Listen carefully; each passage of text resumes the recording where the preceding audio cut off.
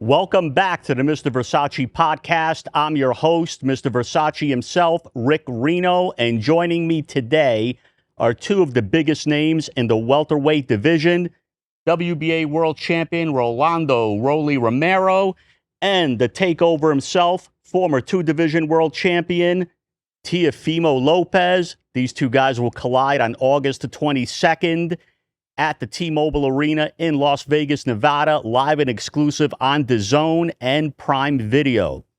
Rolly, I want to start with you first. It's no secret the two of you guys, longtime friends. Talk to us about the first time you guys met and how you two clicked, basically, to become friends.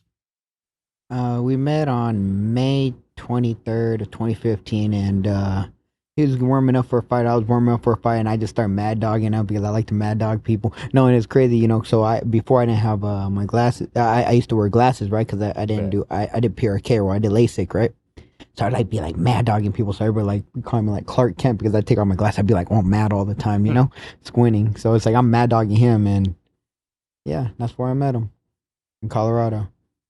And what were your first impressions when you met Rolly? We had like one of the most stacked roster, right? When it came to like the most the brackets in that tournament, it was the Olympic qualifiers one for to get to the Olympic trials in Colorado Springs. So I remember he was fighting fighting right before me, and we crossed paths. He mad dog. He did that, right? He did that mad dogging look. So I just grilled at him back, and then it was like as every day pursued, we just kept doing that. We didn't. Every time we interact, we just kept looking at ourselves and just whole fucking face. And as I pursued on, I think then I ended up winning the whole tournament. And then I think months later, I ended up going back to Vegas, and I went to Bones and Adams during that time. It was that gym. It's now called Bones Bob Santos boxing gym. But then in that time, that's when I met him once again. And then from there, we just really did click. We clicked after that. We ate. We would just hang out. We would talk. Rolly's very he's not very shy about anything when it came to his past. Yeah, he'll show you things that, you know, I've probably seen this man's Johnson more than I've seen mine. It's crazy, you know, all the videos this man has. You know, so he's showing you videos of the chorizo. Yeah, chorizo and arroz con pollo and all that, bro. Mm-hmm. I changed a lot. He has. That's why I said his past. Yeah. The last time you were in the seat, Rolly, you appeared to be, and I know you thought you might be on the verge of fighting Devin Haney in a unification fight. I know you had said that during that time period, everything was done on your end, and now the ball was in his court. What exactly happened that it didn't happen? What were you told as to why it kind of fell through? No. There was nothing that happened. He just straight ducked. Like, there's no, like, bro, like, he said it was a great... He told you it was a great offer. Yeah, he said it on video. Did he not? And then he just started saying we just outpressed us. How we outpress ourselves if we're the ones that sent the contract? It don't make sense. He simply just did not want to fight me, and... That's cool. Now he can go fight his mandatory. Mm-hmm. Do you think, he'll fight his mandatory? Or do you think the fight with Shakur will happen? I don't know. I really don't care about that. I really don't care what goes on in his life or any of that stuff. Right now, the only thing that matters is me and Teofimo. I know Teo and honestly, after this, the only thing that matters is me and Teofimo anyways, because all these guys are lame anyways. Yeah, that's right. That's right. Yeah. And I know Teo, on your end, you could have obviously went into a much easier fight, a rebuilding fight. You could have stuck around at 140. For you, what ultimately was it where you said, it's time to go to 47, and I want to go straight into a very tough fight? To be honest, I think it's just a fighter mentality. Right. So it's the fighter mentality that I've carried since I started when I put my first pair of boxing gloves and I fell in love with the sport. So I think just for me, it's just challenging. Why wait and why do these other kinds of tune-ups and setups in fights when if you're already done so much already in your career, just because of one, let's just say one bump on the road, doesn't stop you from having to continue on what your journey is and what you're trying to aim for, and that's greatness. So I think the problem with today is that not a lot of people are setting that example, and I'm here for that. So, Rolly is a tough competitor, tough champion, super WBA world champion at that in the welterweight division, and I just felt like it was only right. I know you've said that you know Rolly very well. You know what triggers him. You know some secrets that people may not know. Mm-hmm. Is that something that will assist you in the fight, where you know a guy that well? Well, the thing is, like, you can know someone for so long, but then as they go into their spiritual journey and stuff, things could change in that time, right? I could trigger certain things. I could say certain things. Don't know if that even resonates anymore, right? So, and that's from him just going on his concourse with God, and with his belief and how he sees things. So he took that whole time after fighting and beating Ryan Garcia in Times Square, that fatal fury, that it's kind of giving him more time to progress and take that time to reassess on what he wants to do in his further on in his career. So right now, I think it's just better to see this version of Rolly. To be frank, I prefer it rather than the guy that's just, he has it in him. Don't get me wrong, he's still that guy as far as the person that I know of. But I think that it's just better. Just let's do mano y mano and just make the fight happen and let's put on a good show. You think, Rolly, anything that's known about you before won't be relevant in this fight because of the journey that you've gone on? Meh. I don't know who that guy is. He died. Meh, meh. Oh, I mean that. I mean, everyone knows that.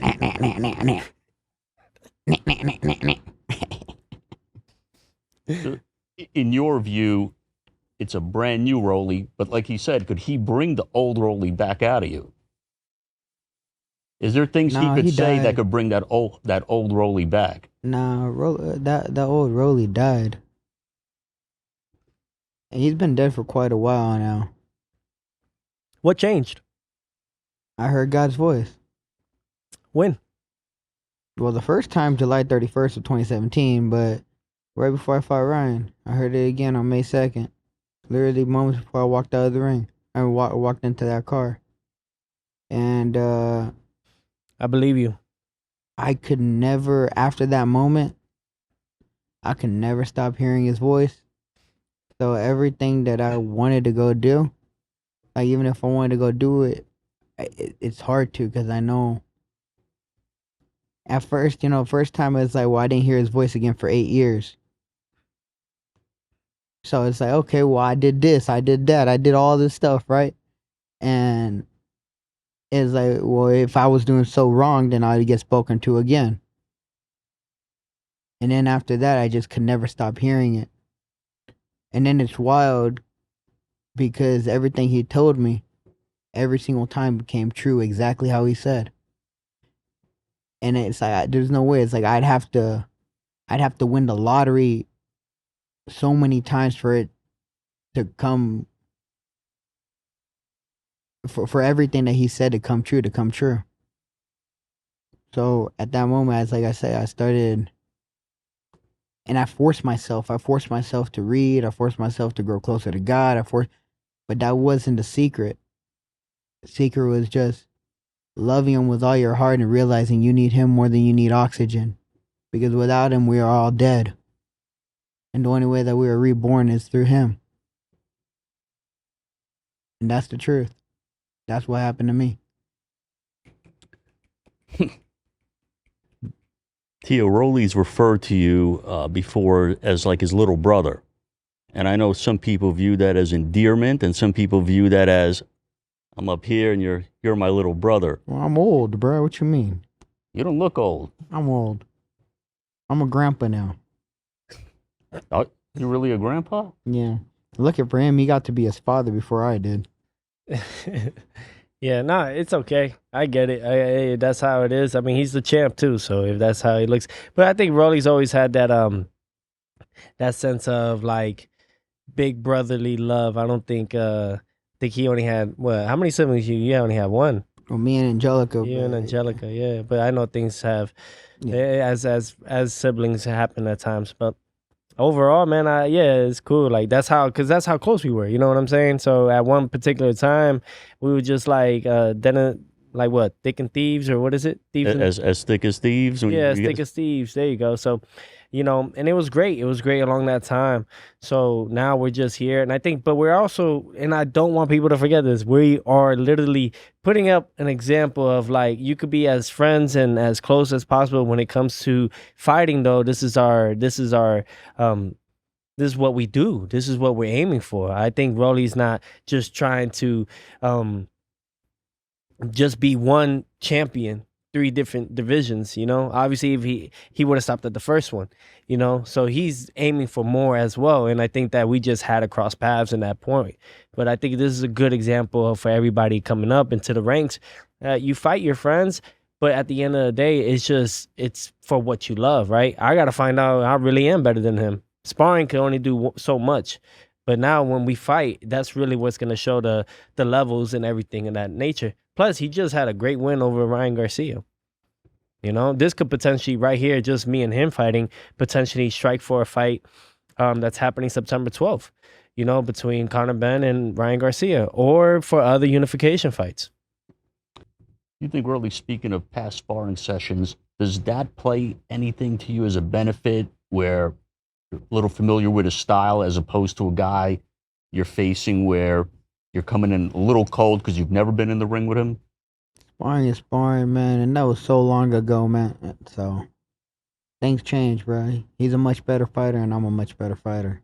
We've gone through pretty much life and death in the ring, It changes you completely. Our bodies are different. Our bodies are more mature.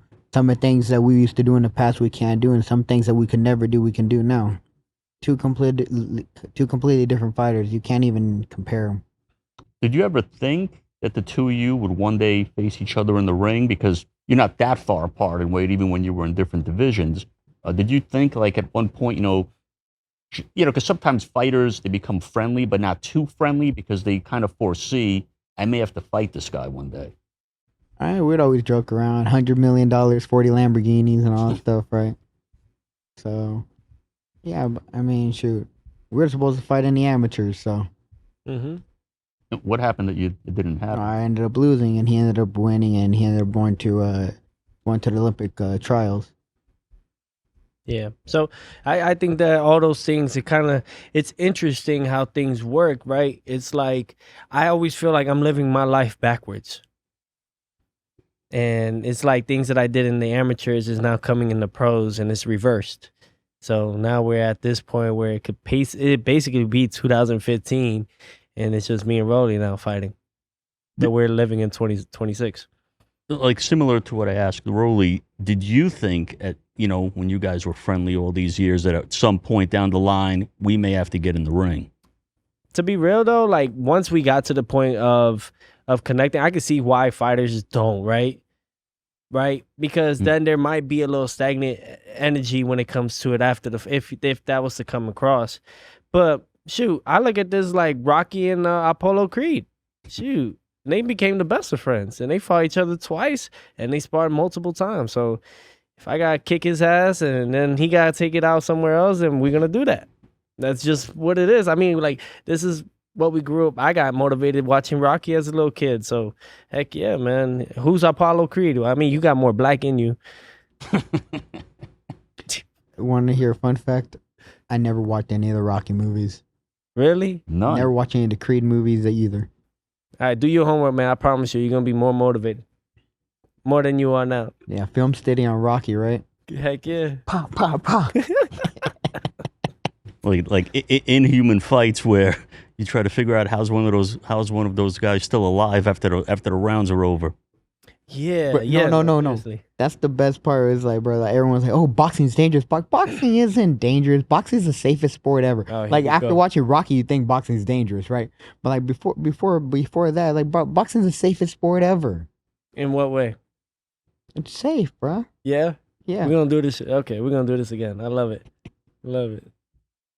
I know, Rolly, in an interview, you had said that this title shot opportunity was out of love. What ultimately made you go in this direction? Because you too could have faced an easier opponent. You're coming off a long layoff. What made you say, and fight this tough, experienced guy, 2-division champion, in my first fight back? I mean, I want to do a big fight. But you don't get the same amount of money. No. Forget about. Bro, I don't box for money. I've never boxed for money. I don't care about money. Money. One day I'll have $1 billion. One day I'll have nothing. It doesn't matter. It makes no difference to me. I live the same life. But you don't get the same dopamine hit fighting somebody less than you do somebody that's accomplished so much more. On top of that, too, I just like doing big fights. On top of that, we owe it to the boxing fans. That is true. Yeah, bro. I'm telling you like this, man. All these guys that fight nobody, and it's all these guys. All they do is protect their O, and it's like they box in survival mode just to fight to the next fight, and they do that over and over and over again. And that's the reason why boxing is dying. When people actually trying to make the biggest fights happen, then boxing is gonna keep growing, right? But when people just keep trying to survive to the next fight, fighting some dude nobody ever heard of, or someone that they're clearly gonna be, 20-1 favorite or something, does that kill the sport or does that grow the sport? Do you think, why do you think there's such a stigma in boxing where if a guy loses his O, but when you look at UFC, for example, a guy could lose 5 times in a row, comes back, gets a win, and he's back, and he keeps getting those opportunities. It's just an illusion that they done created. All that stuff, that undefeated stuff, that don't matter. Make the biggest fights you can. Leave an impact, leave a legacy for the boxing world. So the day that you're gone, you'll always be remembered. That matters more. Is that something you agree with, Tio, where too many guys are out there protecting their undefeated records, don't want to face the best opposition that's available? It's like yes and no, honestly. I mean, as long as those guys that are undefeated are still fighting and making the big fights happen, then there's the then they have the right. But then there's many fighters that can't contain that O, right? And what happens to them? And there's fighters even to this day that are not at the level that we are, championship level, and they lose, and then that's the end of everything for them, right? Before they even get to the, let's say, continental belts and all that. I agree with Rolly in some cases here. I think that the sport is not dead, though, because it's still talked about. It's still moved around. It's still being invested by multi-trillionaires and more, right? So it's there. It's there for the sport to watch. It's always going to be there since 1867. And I think that as long as I don't die and a guy like Rolly don't pass away, the sport is going to be good until the next guys come in. They're watching us right now, and they're studying how this works. And when we get in the ring and we touch gloves, that's really when everything changes the perspectives of fighters getting along, knowing, hey, I could be cool with you, but there is going to be a point of time where we may have to just lace up the gloves and fight each other. Now that you're moving up to welterweight, is there anything that you feel like inside that a welterweight version of Tio could do that a junior welterweight version of Tio couldn't do? Yeah, absolutely. I think just being more comfortable in there. You know what I mean? Like weight-wise and all that, just feeling I think it is a point where if your body's not in it, your mind won't be in it as well. So at junior welterweight, it was great, but I think I stood there for too long. But that's just me after everything that I learned from. I just try to make the best fights happen. To be real, I did not need to take my last previous fight, but I did it just for the fans. And I realized when I do things for the fans, it kind of nips me in the butt, a little bit. I did that for the Camboses and I did that for this one. And I realized when I just go off my course and I just do what I'm destined to do, it's a lot better for me in my career. So welterweight has just been screaming out loud since the time that we fought on Times Square in that event. But, things happen, things occur the way they do. I think now it's just about exploring, and this is my road to undisputed. Honestly, this is my road to undisputed once again, and the first stop is Rolando Romero, August 22nd. Did your body go through that same type of feeling once you went from 140 to 47, where you're able to eat a little better, sleep a little better? I was dying to make those weight classes. I was dying. I'm big. I'm a big dude. I'm muscle dense, you know. And Teal's muscle dense too. So it's like just going up in those weight classes. We take so much out of ourselves just trying to make weight. It's not like we're naturally skinny dudes or any of that stuff, you know. So, yeah, I like welterweight. I'll probably be at 154 soon, though. Is it still Raw Dog Rolly? Tiny Dick Teo? Okay, maybe that one for sure, yeah. No, I gave up everything till marriage, bro. I really did. No, I heard about it. Yeah. Yeah, wasn't there like a TMZ headline recently? For real, I gave it up. I gave everything up. It's been over a year now. Blow, just over 1 year. It's been over a year. I haven't even kissed a girl since my ex. Oh, that was the same girl that I met the day after, right? From the Times Square. That restaurant? Yeah, something like that. Yeah. T, you think you could last that long, over a year? Well, I'm married, so it's okay now. Yeah, you know? It's marriage. Well, yeah. What if you weren't married? Over a year layoff. Yeah, I'll probably live with the monks. There was a moment I thought I was a monk. Yeah. But you speak like one. It's just like at a certain point you just don't care about that stuff anymore. And that's kind of what happened to me. You know, it's true though. Like, I know we're getting off topic a little bit here, but like when you hear the word and the term sex, it actually means sacred energy exchange. So when that comes around, you got to know what energy you're exchanging with who. And sometimes, you see people today and they're just out there giving it, and without them realizing, they're also taking that energy, whoever they're giving it to, too. It's a give and take. That soul tie stuff is real. Mm-hmm. That stuff, you feel it. There's a reason why sex should be sacred for marriage. Reno, do you have sex? As often as I can. I mean, intimacy. Yeah. Seem like an intimate guy. I don't know if I could last over a year like Rolly. Yeah. See, I'm getting the greatest version that the world has yet to see of Rolando Romero. Yeah. That's a challenge. You know what I mean? See, I like challenges. This is a new Rolly. He's not motivated by sex. He's not motivated by money. I've never been motivated by money. He just wants the big fights. Yeah. Just, I don't know. God really did something to me. He really changed me. And yeah, it's just purified my heart. That's really what it did. Tia, what did you think when Rolly kind of changed his life around and became the Rolly we have right here, as opposed to the Rolly you would see using all sorts of antics at the press conferences in the lead up to fights? Well, you look at it, right? Even then, when we had the Fatal Fury Times Square event and we did the press conference and everything, right?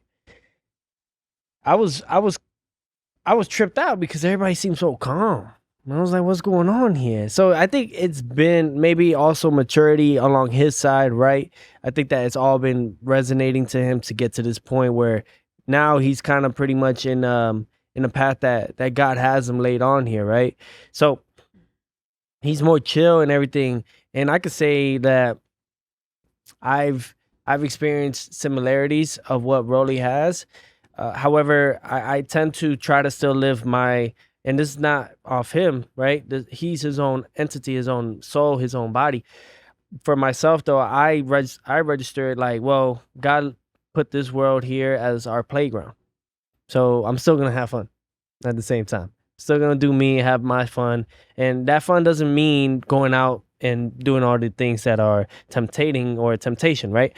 I'm doing everything possibly just to have a good time, because life that we have is short, you know?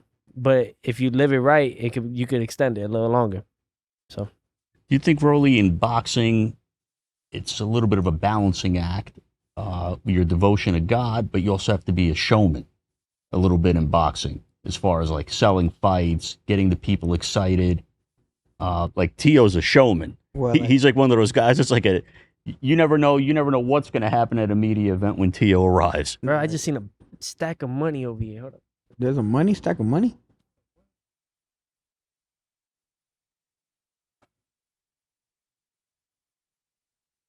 See, this is a man that's not motivated by money. When he heard there was a stack around, he got pretty excited. His eyes opened up. No, I'm just like over there thinking about this prop money. Nah, bro, what? Come on, we just go half and half and get this podcast, bro.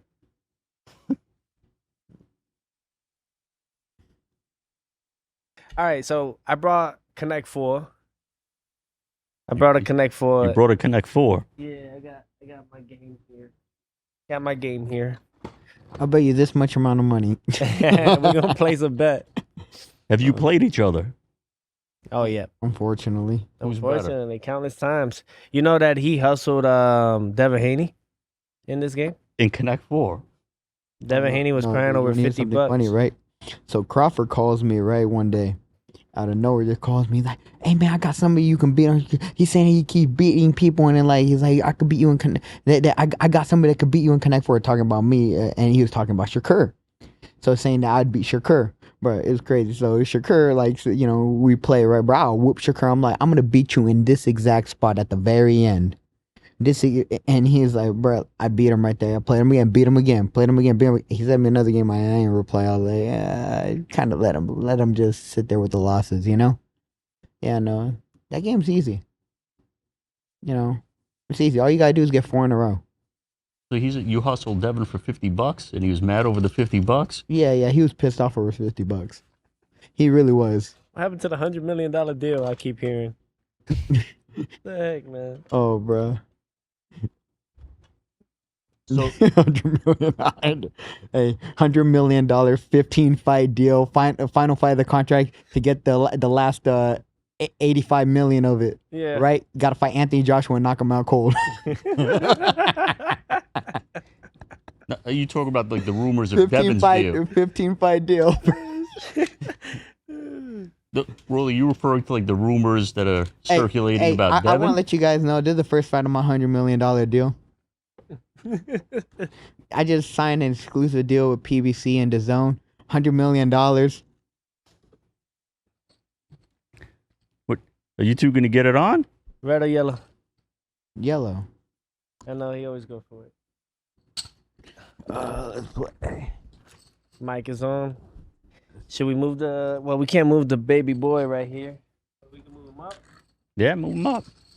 Well, no. Let's put the Connect 4 in front of it. Yeah, so they can see the game. They want to see the game, don't they? Oh, Mr. Verzace? I got this much million in the game. Here, hand me a red one. What you doing?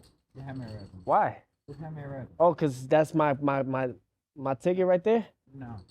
Oh, I see what you mean. Of course. Right or left?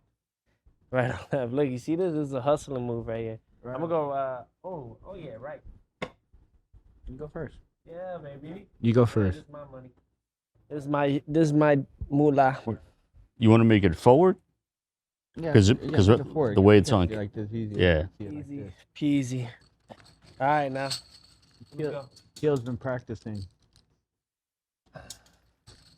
You know what's crazy is that he'll find out right away how this works.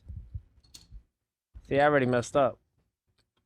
What, by playing the game? Mm-hmm. Yeah.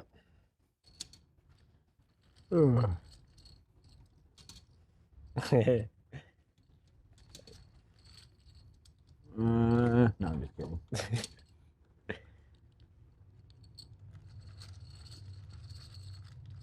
This motherfucker.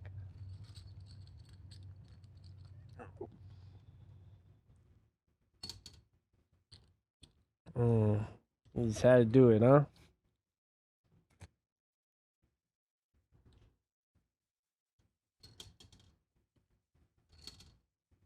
Tail, you want to play a game? Don't do it. See, this is what I mean. I'm gonna play a game with you. Go ahead. This game is gonna be called "I Go Where You Go." Yeah, you go where I go. Yeah. Okay, Wherever you go, I go. Yeah. You Rolly go already there, won the I go game. there. He already won the game. You go. All right, you go there, I go there. All right. Wherever you go, I go, Tio. Because he knows. You see what he's doing?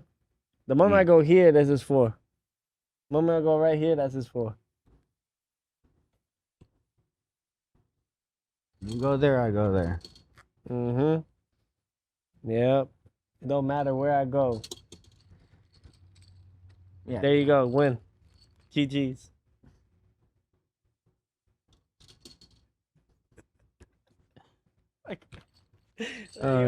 He's good at this game. Too good. Yeah, I'm used. Hey, give me the rest of my money. What you mean? The prop money. In closing, give me your last thoughts on this fight. This fight is legendary. It's a banger. It's a must-see fight. August 22nd here at the T-Mobile Arena on the Zone and Amazon Prime and all the good stuff. And we're gonna have a great undercard. Teal's dad is fighting my dad on the undercard. You guys gotta see this. It's gonna be fun, and we're gonna have a good time. And Tio, turn it over to you. Last statements.